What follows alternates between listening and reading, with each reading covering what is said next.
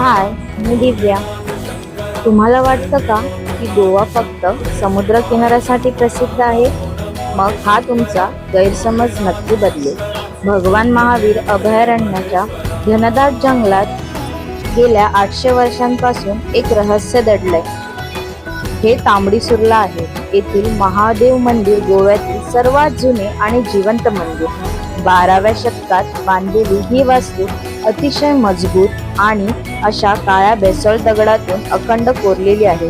कदंब यादव शैलीचा हा गोव्यातील एकमेव जिवंत नमुना आहे. परकीय आक्रमणात गोव्यातील अनेक मंदिरे पाडली गेली, पण हे मंदिर मात्र वाचलं, कारण ते अभेद्य आणि सुरक्षित जंगल. स्थानिक लोकांच्या मते आजही एक मोठा नागराज या मंदिराचे रक्षण करतो. बाजूलाच वाहणारी सुर्ला नदी आणि हा शांत परिसर माणसाला भूतकाळात घेऊन जातो. हा गोव्याचा इतिहास, भक्ती आणि गूढतेने नटलेला आहे. पुढच्या वेळी तुम्ही गोव्याला जाल तेव्हा नक्की ह्या पवित्र जागेला भेट द्या आणि अशाच नवनवीन माहितीसाठी फॉलो करायला विसरू नका. थँक्यू.